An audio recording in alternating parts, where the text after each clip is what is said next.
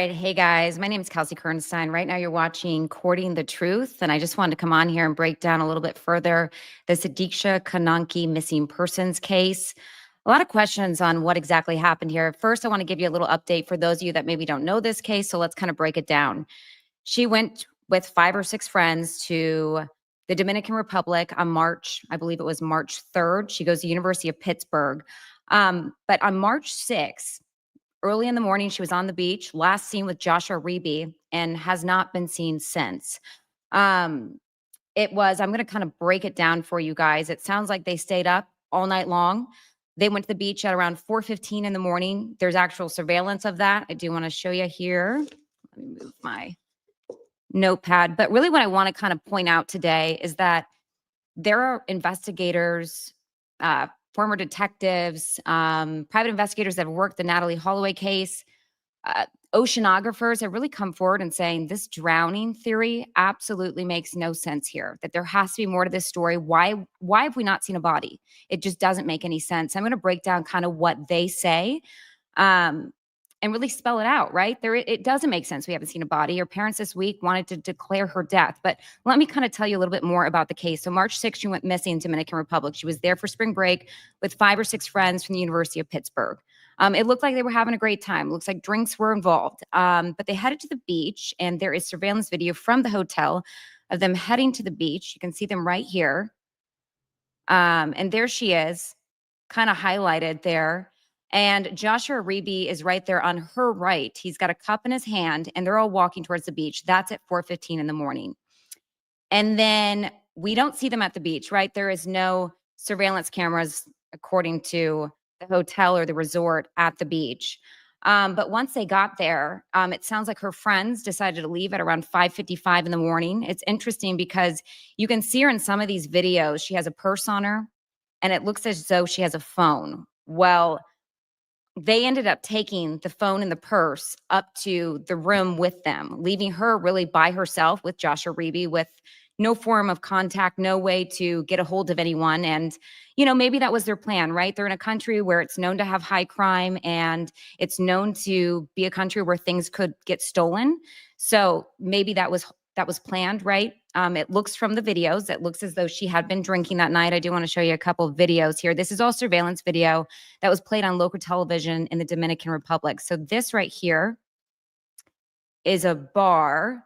And I believe this is inside the resort. It's interesting. This is at 5:05 in the morning. And I just kind of want to break down exactly what happened. But if you see in the corner there, you can see Joshua Reby. He's in a shirt that's sleeveless. That's him right there. His friend's kind of watching him there, but he's turned the other direction. His body's kind of convulsing forward, which we don't see throw up, but it really leads you to believe likely he is throwing up there.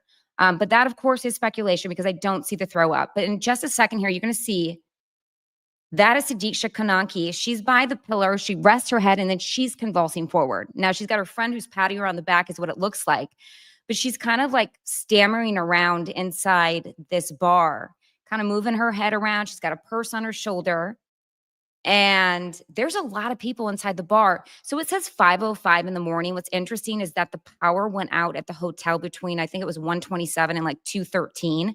So that could be why we see the 5:05 timeline, because I actually believe it's 5:06 now. I actually believe that this was at 4:06. This was right before they went to the beach.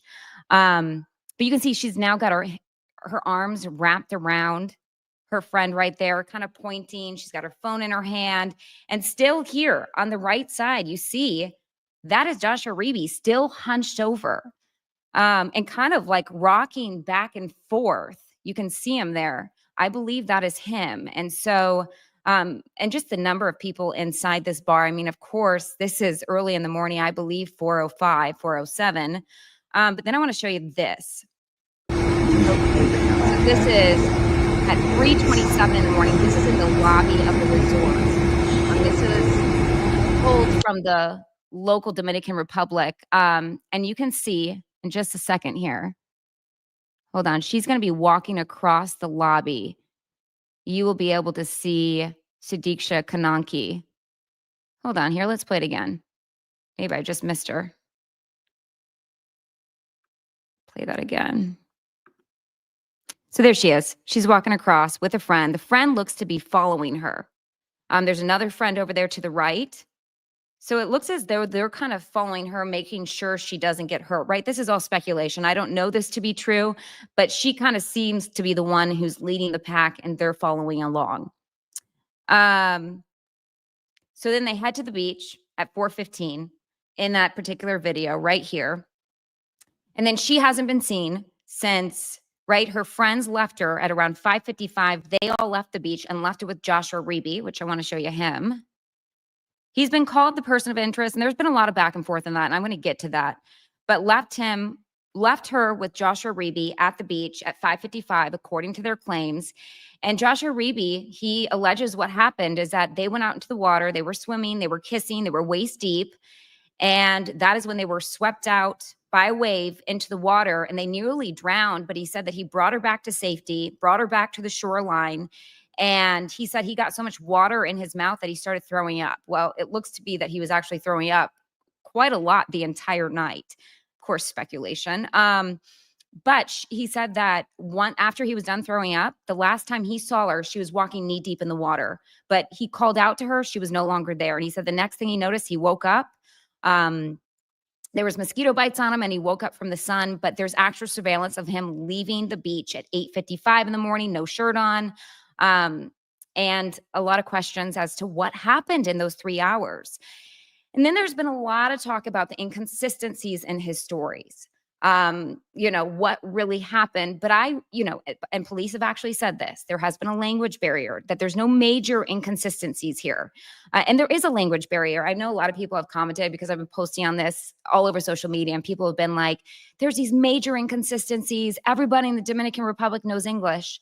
That's just not the case. In any other country that you've been in, when you get to any legalities of a situation, when you get involved with law enforcement, there may be a slew of people that don't actually know English. And so the transcript was also in Spanish. So that tells me that there is, even when you have a transcript in Spanish, even just trying to translate it to English, there can be miscommunication in that.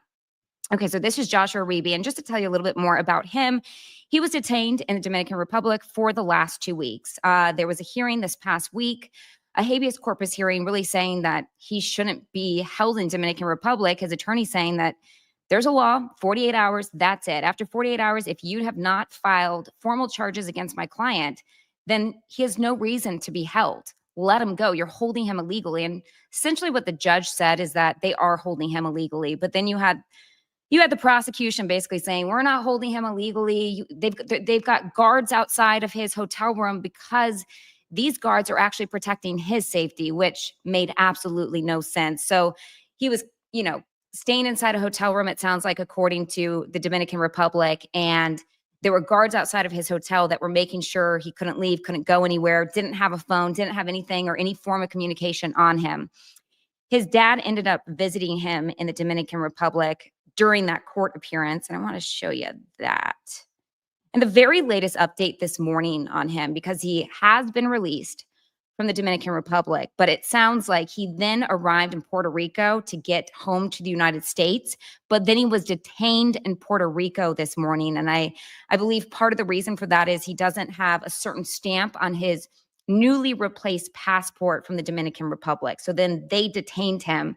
And I didn't want to show this because I think it's irrelevant, but his father, the press is coming after his father saying, hey, what happened? Can you explain it to us? And his father's saying, look, I'm just a normal human. I'm just a dad who's trying to get his son. I've been split apart from him. I'm trying to get my family together. I don't have a comment here. I'm just a normal human. I don't know how to handle all of this press. And I want to show you all of the press inside. I mean, it's great. I mean, this has gripped the nation. It's gripped the world. What happened to this missing girl? Why is there no body?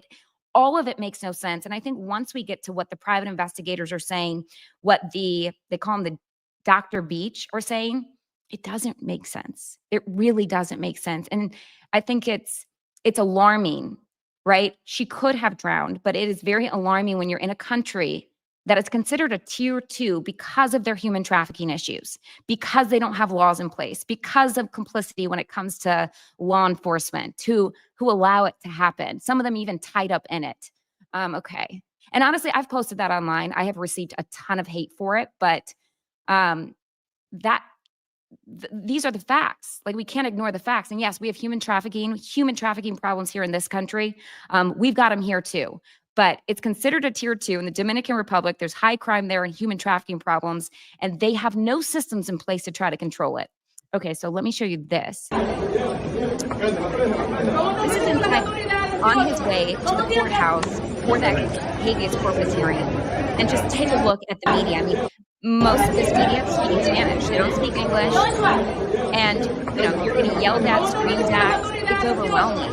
And the real problem is, and I believe the reason he was held, and this is according to experts, the reason he was held in the Dominican Republic is because of the inconsistencies with his stories. But they did not charge him. And I honestly thought there were a lot of experts that actually thought that he would get charged, that they were kind of make him of an example, just because of the amount of press that this has been getting. It's not a good look to Dominican Republic. We have to remember this is a country that makes predominantly their income off their tourism. And I think that's why partly I've received some of the hate exposing some of their human trafficking issues in the country, because it's not a good look for them financially. That's how they make their money, is people coming to these islands, going to the beach, enjoying themselves. But I will say these young people were vulnerable. They were vulnerable in a country that has issues. It's clear, and it's speculation, but it's clear that they did not have their wits about them, that they were drinking, they were throwing up everywhere. Let me go back to this picture right here. So this shows her sarong and her sandals there at the beach, and they were just left there. No Sudiksha Konanki, no body, nothing has showed up, and it makes no sense. And you have the theory from, or allegedly, that Joshua Reeby, his last sight of her is she was walking along the shoreline knee deep in the water. Even if you've been drinking, or you're drunk, or you're under the influence, after you're nearly almost drowned, I think it makes no sense to me that you're going to get back in the water that just about killed you. It makes no sense. And that would have had to have happened if the last sight, according to Joshua Reeby, if the last sight was she was in the water knee deep. Now, I do want to show you this because her parents this week, and there's been so much press on this, right? It's covering the media, terribly painful. You just want answers. Her parents were down there, Dominican Republic, and they originally had said, we're not going to call this, we don't think this is a drowning. This has got to be foul play. This has got to be something else. Was she kidnapped? Because it all doesn't make sense. And her dad even saying, where's the body? A body would typically wash ashore. Where is it? But then about a week later, the parents said this, and it's heartbreaking. Incident, and both sides of the authorities also clarified that the person of interest is not suspect from the killing.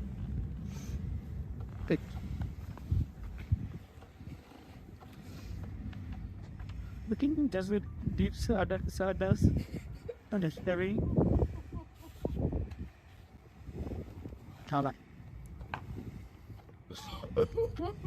In the we heard that we are coming to the terms with the stars that our daughter has told, who says incredible pain, difficult for us to process.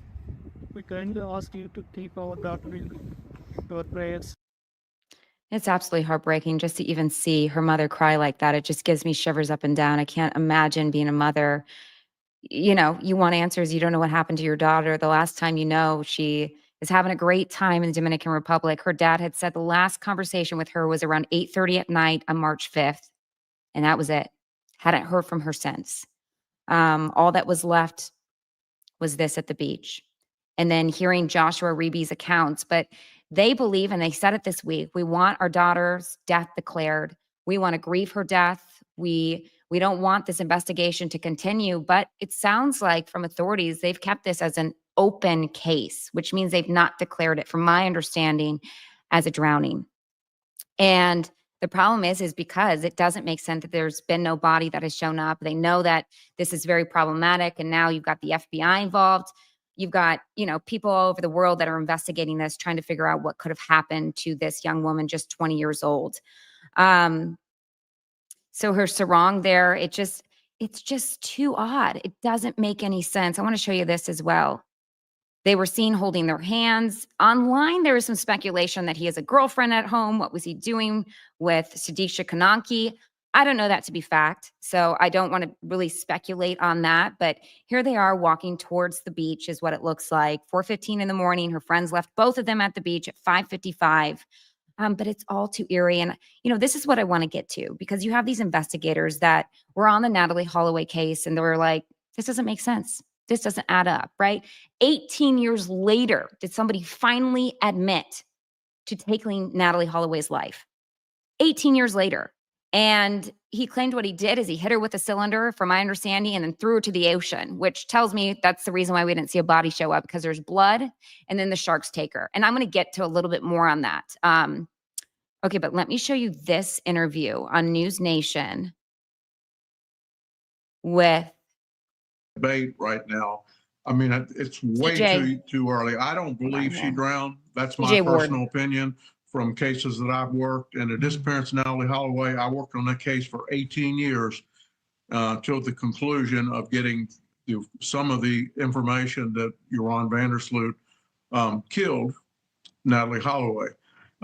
This gentleman here, his story has changed several times since they've interviewed him. So that kind of bothers me also. But everybody's saying that his background and his family and all, that he's a good guy and he wouldn't cover anything up. But anyway, this case is going to stay active until they find some evidence to move forward, and before the family even charges it. Again, I don't believe that she drowned. I think something else happened. And then we can't rule out that she was kidnapped if she came out of the water or somebody abducted her or whatever. We can't rule that out yet. Well, TJ, you mentioned the laws, they're in the Dominican when it comes to questioning 48 hours. How common is it then that questioning goes over that? Because again, Uribe has not been charged with a crime, but been questioned by prosecutors at least over the span of 3 days. Is that common? And the common? Attorney General has been involved in this also in Dominican government that question him. But the laws in Dominican Republic are clear that if somebody is not charged with a crime, they can only hold you for 48 hours. That's the law. And that's probably what the attorney that's representing him are going to go in and argue today. And obviously, I saw some audio and video a few minutes before coming on with you that the police have taken and moved all the media out of the courtroom. So we're going to have to wait to see what the bottom line is for the evidence. And TJ, you've already said you do not necessarily believe she drowned. Her family now is requesting that she be declared dead. They believe, or at least they're saying they believe now that she did in fact drown. But, based on your connection to the Natalie Holloway case, what would be your advice to her parents, to Konanki's parents? I have tried to contact them. I talked to the mother briefly about 9 days ago and told her who I was. I've sent her videos about what I could do for her, that I could raise money to pay for me to come down there. I don't think we need somebody there. And I have the experience from the disappearance of Natalie Holloway. I worked that case for 18 years to go down there on her behalf and work hands-on with law enforcement. And luckily, the FBI and other American agencies are there trying to find information right now. But coming to the conclusion that they believe that she's died, she's dead, let's move on, is too premature right now. Yeah, it really doesn't make much sense, especially because there's been no body. And now today it would be 2 weeks. But I do want to go over a couple other experts and what they're saying and why this is just so unclear about what really happened. So Stephen Leatherman, he spoke to the Daily Mail. Just to tell you a little bit about him, he is a professor of earth and environment at Florida International University. They call him Dr. Beach. So he says that he has been a witness, an expert witness for 30 years, involved in many of these cases if someone has drowned in rip currents. And you know what he said? He said, bodies always recover. He says they always recover. He also talks about if she drowned, her body would have surfaced. There's been a lot of theories that what if her body is stuck in the reef area or is the coral, which is what we have seen with a lot of drownings when it comes to these Caribbean beaches. He said specifically the Navy has been out there searching the reef and coral and no body has shown up. And it just doesn't make any sense. He also says the reef is too far out that the body wouldn't even actually it wouldn't have made it to the reef.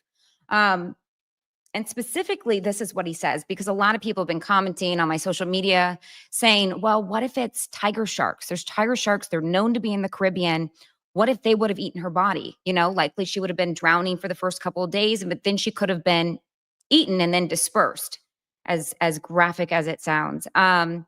He said that doesn't make any sense because this is what he says specifically, that these tiger sharks, they stay in the deeper water and that they're only near the shoreline, only when there is blood, when somebody has been injured in the water. So he's really stuck along the lines of only way that she was out to the water that she was taken out there. She was dropped off by a boat. She was thrown overboard and that she was bloody before the drop off. Because he said ultimately what happens when you're out there in the sea, your body, like it decays, it releases all of these gases that then make you float in the water. And we've not seen any body. And he says the bodies always recover. And I've read a lot about drowning cases when it comes to this case. And it's not always that they recover, but he said in the last 30 years that he's been doing this, they've recovered for him. I also think this is interesting, and this has been all over online. Was she buried? I think that's incredibly unlikely. There's been a guy who actually is a resort worker online, and he says, oh, I bet she's been buried. And then there's been all this speculation, likely somebody, maybe Reeby, allegedly dug up a deep hole into the ground. That doesn't make any sense because there's been canine units that have been covering the area, and these canine dogs are actually trained to smell through the sand, and they're trained to pick up VOCs, which is the gases that we emit when we're decaying. And I was reading that they can actually go 3 to 5 feet into the sand. And I'm sure that anyone else that was there on the beach, Joshua Reeby, they looked at him for any signs of violence on him, any signs of, could there have been any aggression between the two of them? None of that. So this whole bury theory doesn't make any sense to me because these dogs are some of them are so good, they can even go far as down as 10 feet into the ground, being able to smell and pick up where human remains could be. Okay, so another expert, Carol Lieberman, she's a forensic psychiatrist and expert witness. She says that the Dominican Republic doesn't want to take responsibility, that this is similar to the Natalie Holloway case. She said Aruba did the exact same thing. They didn't want to take responsibility. It's bad for tourism in the country where tourism is their main source of income. She also said the only way for Sudiksha Konanki to be in the water is if she was taken out to sea by boat or thrown overboard. She believes it's foul play. It's just this constant ongoing real thought, like it doesn't make sense. Where's the body? Where did it go? It makes absolutely no sense. Okay, so the last one is Toby Braun. He's a private investigator, and he believes that human trafficking is a real concern. I want to talk a little bit more about the human trafficking issues from some of the articles that I have read. And this is what is really tricky in the Dominican Republic. And we don't know. This is speculation. As of right now, they said it could have been drowning. Dominican Republic authorities have said likely drowning. There were high waves during that time, and likely, her body was swept ashore. But she would have been taken out to sea, because if she wasn't taken far out to sea, her body would have come back to shore. So it's what happened to her? It's the same thing we're doing in the Natalie Holloway case. It just doesn't make any sense. But now it makes more sense all these years later that she likely was, someone admitted to it, right? What's his name again? Joran Vandersloot. He admitted to it 18 years later, but it makes sense. He injured her before then throwing her body into the water, thus making it very likely for sharks and marine life to then take advantage of your body. But what is so interesting here is that the human trafficking issues in the Dominican Republic. I also reported this week on a woman who she just right and these are people that are on social media, right? They're posting, but this is a woman who was speaking in Spanish and it was translated, and she lives in central Dominican Republic. And she said, what most people don't understand about this area is that people go missing. They just disappear. They just one day are here and then the next they're gone.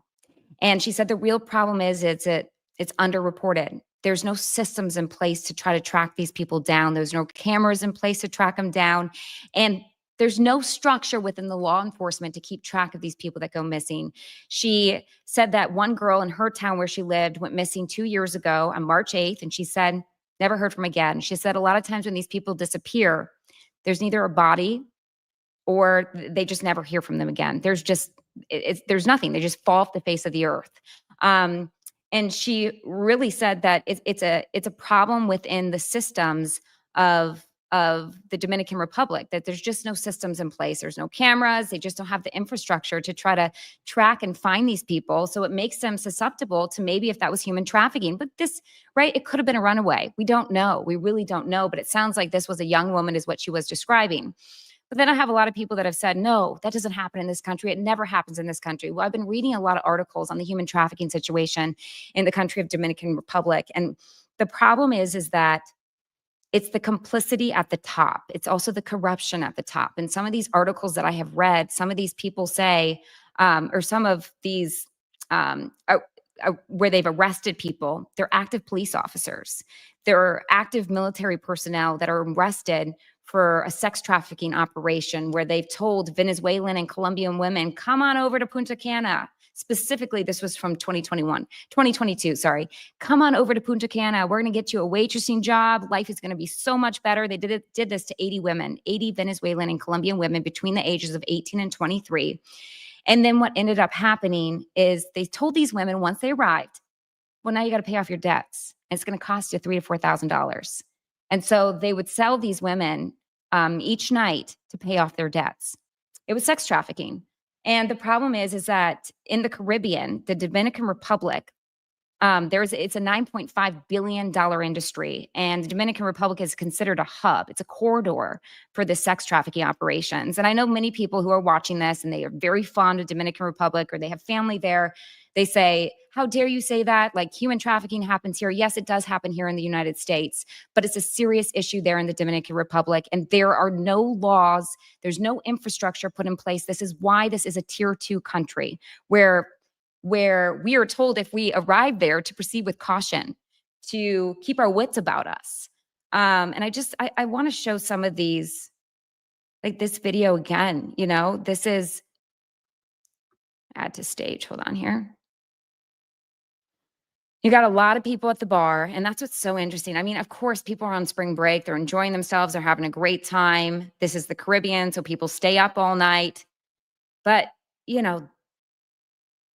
their bodies are convulsing forward, both of them on both occasions. And, I hate speculating, but they're convulsing forward, which tells me likely there was a lot of drinking involved, a lot of kind of stammering about, not walking in a straight line, jumping up and down. You can see there's Konanki right there. She's got her hair in a ponytail. She's wearing that sarong dress, and she's got a purse on her right shoulder.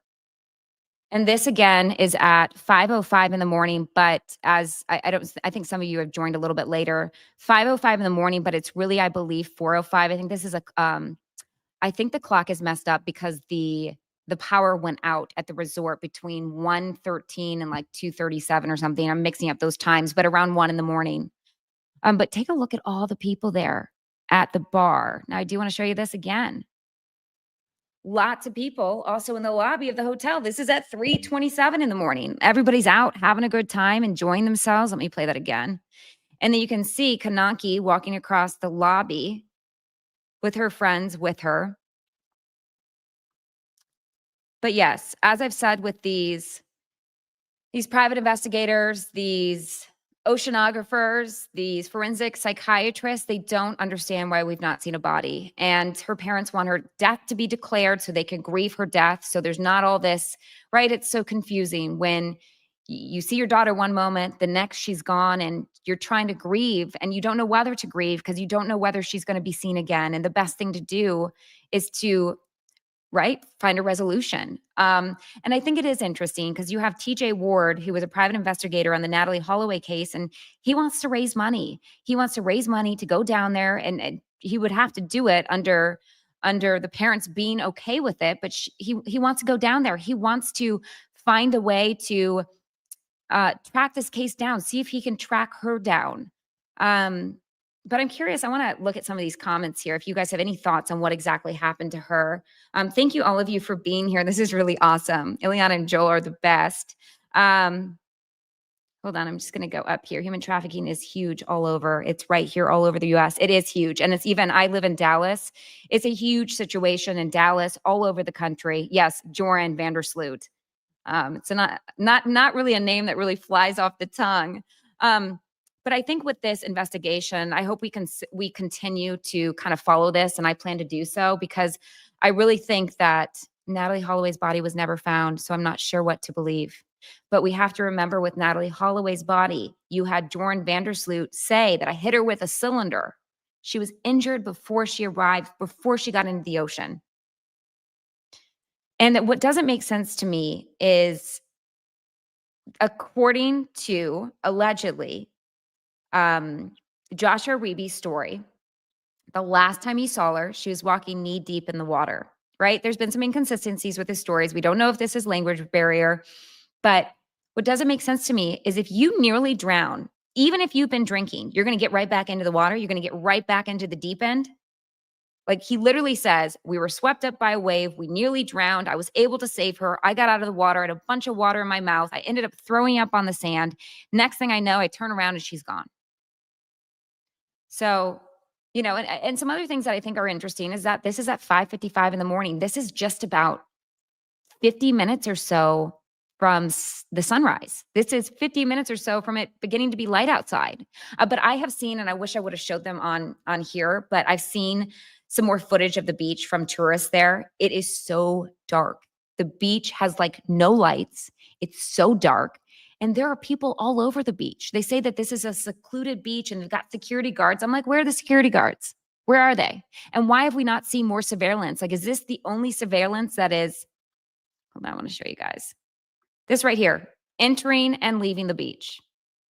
It just, and then you've got, of course, the lobby of the resort and then the bar. It makes no sense to me.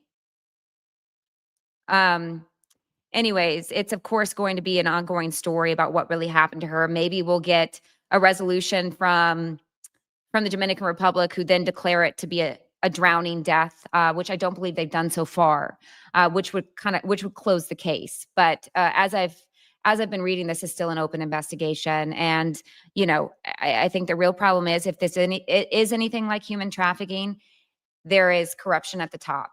And I have read about it. And that is the whole problem with it being a tier 2 country, is that there's complicity with law enforcement there in the country, that they turn a blind eye to it, or they're involved with the human trafficking. Anyways, I really hope that everybody stays on this story. It's truly such a sad story, and I'm going to continue investigating it. But anyways, thank you so much for all of you joining me today. This is incredibly awesome. Please follow me on my YouTube channel. And I'm excited to be doing this. It's Courting the Truth every Thursday, and usually my show's at 12 p.m. Central Time, 1 p.m. Eastern Time. So make sure to tune in next week, and thank you so much for